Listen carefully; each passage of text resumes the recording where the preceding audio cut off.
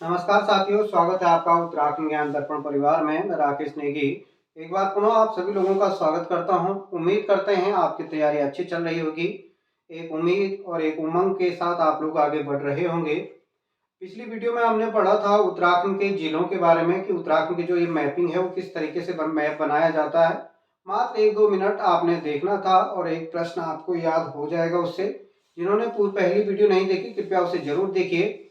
उत्तराखंड के मैप को बनाने के हमारे फायदे ये होंगे कि हमें उत्तराखंड का भूगोल, राजनीतिक और जो प्रशासनिक व्यवस्था है उसको पढ़ने में हमें आसानी होती है। चाहे हम ऐतिहासिक तथ्यों की बात करें तो आज हम उत्तराखंड राज्य के जो ये इसके बॉर्डर लाइन है, उत्तराखंड राज्य की प्राकृतिक और राजनीतिक सीमाएं हैं उसके बारे में अगर हम लोग बात करें तो ये ध्यान दीजिएगा। तो देखिए, मैंने कहा था उत्तराखंड राज्य के बारे में अगर हम लोग बात करें, उत्तराखंड का जो उत्तर में है, उत्तरी भारत का उत्तरी क्षेत्र है। उत्तरी भारत भी उत्तरी गोलार्ध में है, तो उत्तराखंड भी क्या होगा आपका उत्तरी गोलार्ध में स्थित होगा, ये ध्यान देना। और उत्तर पूर्वी गोलार्ध की बात हम लोग करें, यहाँ पे उत्तराखंड के उत्तर में क्या है आपका चीन और तिब्बत है दोस्तों, ये ध्यान देना। दक्षिण में उत्तर प्रदेश है, पूर्व में आपका नेपाल है, पश्चिम में यहाँ पे हिमाचल है। पहले आप लोग राज्यों के बारे में बात कीजिए। हमारे उत्तराखंड राज्य को 2 देश और 2 राज्य स्पर्श करते हैं, ये आपको ध्यान देना है। और इसके अगर हम प्राकृतिक सीमाओं की बात करें तो प्राकृतिक सीमाओं में उत्तराखंड के उत्तर में यहाँ पे हिमालयाज हैं, हिमालय। यहां से भी आपके प्रश्न बनेंगे किसी भी तरीके से, ध्यान देना। उत्तराखंड के उत्तर में क्या है, हिमालय है। इस पे मैं एक प्रश्न बनाऊंगा, आगे देखिएगा। उत्तराखंड के दक्षिण में क्या है, यहाँ पे तराई और भाबर के क्षेत्र है, दून और द्वार क्षेत्र है। ये हमें पढ़ना है दोस्तों, दून और द्वार क्षेत्र स्थित है। उत्तराखंड के पूरब के बारे में हम लोग बात करें, ये पूरब है, ये ध्यान देना। दाएं ओर के हाथ पे आपका पूरब है। यहाँ पे आपकी काली नदी है। काली नदी को श्यामा श्यामा या शारदा के नाम से भी जाना जाता था।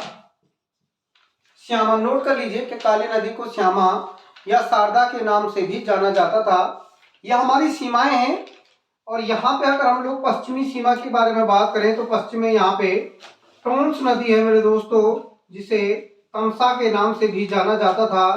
पुराणों में इसे तमसा के नाम से भी जाना जाता था।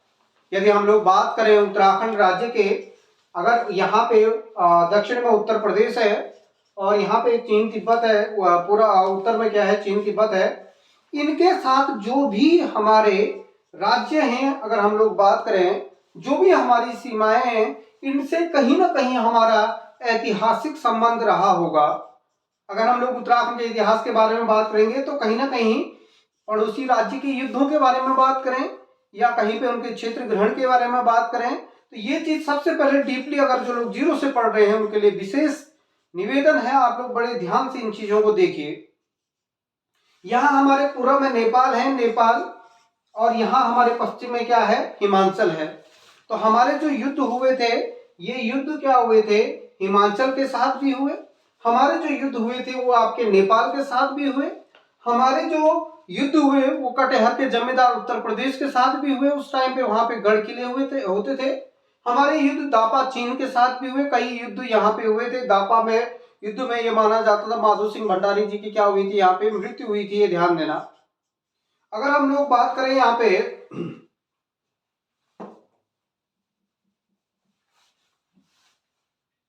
उत्तराखंड के जिलों के गढ़वाल के बारे में, हमारे उत्तराखंड में जो जिले हैं ये जिले 13 जिले हैं। और यहाँ पे जो मंडल हैं वो मंडल हैं आपके 2 मंडल हैं, गढ़वाल मंडल और कुमाऊं मंडल मेरे दोस्तों। गढ़वाल और कुमाऊं मंडल। कुमाऊं मंडल, गढ़वाल मंडल की जो स्थापना हुई थी वो मैंने आपको पिछली वीडियो में बताया था, 1969 में हुआ था। कुछ किताबों में आपके गलत भी दिया होगा, वो गलत है। कुमाऊं मंडल की स्थापना आपकी हुई थी 1894 में, 1854 में कुमाऊं मंडल की क्या हुई थी, स्थापना हुई थी। ये आपको ध्यान देना है। देखिए, ये बड़े सोचनीय और कथनीय विषय है कि एक मंडल आपका 1969 यानी आजाद भारत के बितानी सत्ता के समाप्त होने के बाद बन रहा है। और एक मंडल आपका ब्रिटानिक सत्ता के टाइम पे चल रहा था। लॉर्ड उस टाइम पे डलहौजी का शासनकाल चल रहा था, उस टाइम पे हमारा कुमाऊं मंडल बना था। हम इसी क्रम में जाएंगे। अगर यहाँ पे ये वाला जो भूभाग है ये गढ़वाल बन गया और ये वाला जो क्षेत्र है ये कुमाऊं बन गया, कुमाऊं बन गया। और यही इसी तरीके से अगर हम लोग बात करें तो उत्तराखंड के दो पार्ट यहाँ पे हो गए। एक पार्ट आपका गढ़वाल हो गया, एक कुमाऊं हो गया, और इधर आपका क्या हो गया, नेपाल हो गया, इधर आपका क्या हो गया, हिमाचल हो गया। यहाँ पे अगर हम लोग बात करें इनकी स्थापना के बारे में, अगर हम लोग आगे बढ़े, स्थापना अगर किस तरीके से हम लोग एक बार हम स्थापना याद कर लें तो हमें आसानी रहेगी पढ़ने में। फिर मैं थोड़ी और व्याख्या इस मैप की करूंगा। एक मैप पे ही आपके न जाने कितने प्रश्न यहाँ पे बन जाएंगे। सबसे पहले हमें आना है गढ़वाल क्षेत्र की ओर। गढ़वाल में हमने देहरादून जिला, याद रखिए, जो स्कूली शिक्षा का केंद्र माना जाता है। प्रत्येक जिले की एक विशेषता भी आपको लिखनी है। मैंने देहरादून जिले के बारे में बता दिया। स्कूली सर्वाधिक अगर हम एजुकेशन के बारे में बात करें, शिक्षा के बारे में बात करें, महिला साक्षरता के बारे में बात करें तो वो कौन सा है आपका, ये याद रखना, देहरादून जिला।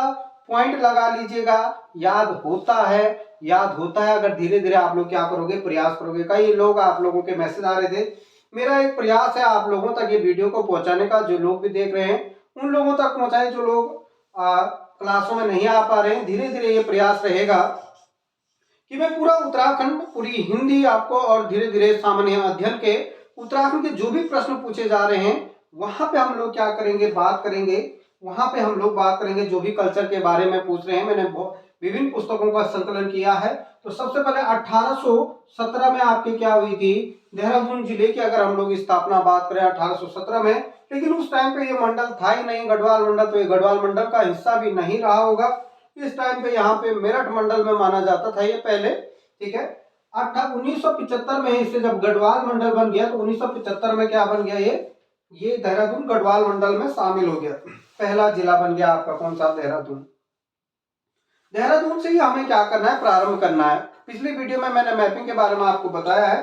दूसरा, अगर हम पौड़ी के बारे में बताया था, पौड़ी की एक विशेषता क्या है, एक जिले की हम लोग विशेषता भी पूछेंगे, एक जिले की विशेषता के बारे में भी हम लोग पढ़ेंगे। पौड़ी जिला उत्तराखंड राज्य के सर्वाधिक जिलों को जो स्पर्श करता है वो कौन सा है आपका, पौड़ी जिला। 7 जिलों को करेगा। पूछ देगा आयोग कि इनमें से कौन सा जिला स्पर्श नहीं करता है। तो आपको देखिए मैपिंग याद रहेगा तो एक प्रश्न आपका याद रहेगा, कोई दिक्कत इसमें नहीं होगी। तो पौड़ी स्थापना हुआ था आपका 1839 में। ये ध्यान देना, पौड़ी की स्थापना कब हुई थी, 1839। विशेषता क्या है इस जिले की, विशेषता बहुत सारी है, बहुत सारे प्रश्न आपके बनेंगे। पुस्तकों में 1840 भी दिया होगा, लेकिन ये आपका ये ध्यान देना 1839 है जब इसे एक जिले का दर्जा दिया गया था, ये ध्यान देना। अब देखिए मैंने कहा था, क्योंकि इस बार जो आपका लास्ट वीडियो का परीक्षा हुआ था उसमें पूछा गया था, यही 1839 में कुमाऊं के 2 जिलों में विभाजित कर दिया गया, जो कि गलत था। वहां पे इनमें से गलत ढूंढना था। तो 1839 में पौड़ी जिला बना। प्रत्येक जिले की एक विशेषता मैंने बता दी है, एक एक बताएंगे क्योंकि ज्यादा व्याख्यान में यहाँ पे नहीं करूंगा। पौड़ी देखो मैंने कहा एक एक जिले को हम अलग अलग पढ़ेंगे। अब 2 जिले जब हम गढ़वाल के बना देते हैं तब हमने कुमाऊं में आना है। कुमाऊं में देखो पौड़ी के बगल में क्या है, अल्मोड़ा। पौड़ी के बगल में क्या है, नैनीताल। 1891 में 1891 में ये 2 जिले बने थे एक साथ। 1891 में क्या हुआ था, ये जिले बन गए थे। जैसे कुमाऊं कमिश्नरी का विघटन हो गया तो दोनों जिले क्या हो गए, अलग अलग हो गए आपके। अल्मोड़ा जिला और नैनीताल जिला दोनों अलग अलग आपके बन गए। अब हमारे पास जो जिले बने मेरे दोस्तों वो 4 जिले बन गए। पहला जिला देहरादून, दूसरा पौड़ी, तीसरा अल्मोड़ा, चौथा आपका नैनीताल। 5वें जिले के रूप में टिहरी का भारत संघ में विलय हो जाता है। हमारा उत्तराखंड के आधार पर ये 5वां जिला है। और उत्तर प्रदेश का अगर हम लोग बात करें तो ये 50वें नंबर का जिला बनता है। रियासत टिहरी का भारत में विलय हो जाता है 1949 में। ये जिला बन जाता है 1949 में। आप कितने जिले बने आपके, ये बन गया आपके 5 जिले। अब 3-3 के सेट एक साथ बनते हैं। ये आपके बन गए आपके सीपीयू बने आपके 1960। डेट भी याद रखनी है मेरे दोस्तों, 24 फरवरी 1960। 24 फरवरी 1960 को सीपीयू बना। 24 फरवरी सीपीयू का आविष्कार कब हुआ, ये कमेंट जरूर कर दीजिए। सी चमोली, पिथौरागढ़ और यू का मतलब उत्तरकाशी। या तो ऐसे याद कीजिए, या तो जो चाइना को लगने वाले 3 जिले हैं इनकी स्थापना 1960 में हुई, 1960 में हुई, 1960 में हुई। अभी इतना याद कीजिए, आगे देखिए क्या व्याख्यान इसके हम लोग करेंगे। प्रत्येक जिले के बारे में हम लोग बात करेंगे, प्रत्येक जिले के बारे में हमने बात कर दिया। ठीक है, यहाँ पे टिहरी के बारे में आप लोग जानते हो क्योंकि एक रियासत रही है टिहरी के बारे में। उत्तरकाशी जिले के बारे में आप लोग जानते हो, उत्तरकाशी की स्थापना। चमोली के बारे में हम विशेषताओं के बारे में बात करेंगे, पिथौरागढ़ उत्तराखंड का। ये 3 जिले ऐसे हैं जो चीन को क्या करते हैं, स्पर्श करेंगे। अगर हम लोग बात करें पिथौरागढ़ जिले की, पिथौरागढ़ उत्तराखंड का एकमात्र ऐसा जिला है, नोट कर लीजिए, पिथौरागढ़ उत्तराखंड का एकमात्र ऐसा जिला है जो 2 देशों को स्पर्श करेगा। पिथौरागढ़ एकमात्र ऐसा जिला है जो क्या होगा, आपका 2 देशों को स्पर्श करता है। आपका ऊपर हो गया इसके आपका चाइना और नीचे यहाँ पे क्या हो गया आपका नेपाल। देहरादून एकमात्र ऐसा जिला है जो 2 राज्यों को क्या करता है, स्पर्श करेगा। एक आपका ऊपर पे यहाँ पे हिमाचल हो गया और नीचे आपका क्या हो गया, उत्तर प्रदेश। 2 राज्यों को स्पर्श करने वाला जिला हो गया आपका कौन सा, देहरादून। अब स्थापना, पहले हम स्थापना के बारे में बात कर लें। ठीक है, आगे देखिए, अब हमारा जो जिला बनता है वो हरिद्वार बनेगा। ठीक है, 5 और 3 कितने हो गए, ये सीपीयू बन गया 1960 में। सीपीयू बनने के बाद हरिद्वार को बना दीजिए। 1988 में क्या बना था आपका, हरिद्वार बना, सिंगल जिला बना। फिर सिंगल जिला बनेगा उधम सिंह नगर, मैदानी जिला है, बड़ा जॉर्ज कमेटी बना। बड़ा दिक्कत इसमें इन 2 जिलों को बनाने में आई और कई विवादित ये विवाद रहा इन जिलों के बारे में। इन जिलों की भी मैं व्याख्या करूंगा। 1995 में पिथौरागढ़ क्या बन गया, जिला बन गया। पिथौरागढ़ सॉरी उधम सिंह नगर क्या बन गया, यहाँ पे जिला बन गया। अब 8 हो गए थे, 8 और 2 कितने, 10। अब बचे आपके 3 जिले और 3 जिले बने आपके आरबीसी मेरे दोस्तों, आरबीसी।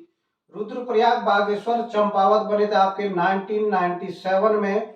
ये याद रखना, रुद्रप्रयाग 1997, बागेश्वर 1997 और आपका चंपावत 1990। क्षेत्रफल के आधार पे छोटे छोटे जिले, विधानसभा क्षेत्र के आधार पे छोटे छोटे जिले, आपके गांवों के आधार पे छोटे छोटे जिले, नगरों के आधार पे छोटे छोटे जिले, सबसे छोटे जिले बने ये आपके। ऐसे इसी तरीके से हम लोग बात करेंगे आपके उत्तराखंड के गढ़वाल, जो उत्तराखंड के 13 जिलों की स्थापना हो गई, रटना नहीं है। किस आधार पर आप लोग रटोगे, रटना नहीं है ये। अब ये होता है कि उत्तराखंड के कितने जिले उत्तर प्रदेश को स्पर्श करते हैं, उत्तराखंड के कितने जिले उत्तर प्रदेश को स्पर्श करते हैं। अगर मैप बनाना आता है तो ये प्रश्न भी रटने की जरूरत नहीं। तो जो ये बॉर्डर लाइन है ये ध्यान देना, एक हो गया देहरादून जो उत्तर प्रदेश को कर रहा है सहारनपुर को, दूसरा है आपका हरिद्वार, तीसरा पौड़ी, चौथा नैनीताल, 5वां। 5 जिले उत्तर प्रदेश को हमारे स्पर्श करते हैं। लेकिन एक परीक्षा में मेरे दोस्तों प्रश्न उल्टा पूछा था कि उत्तर प्रदेश के कितने जिले उत्तराखंड को स्पर्श करते हैं। प्रतियोगी परीक्षार्थी ये प्रश्न गलत करके आगे, उन्होंने 5 उत्तर कर दिया।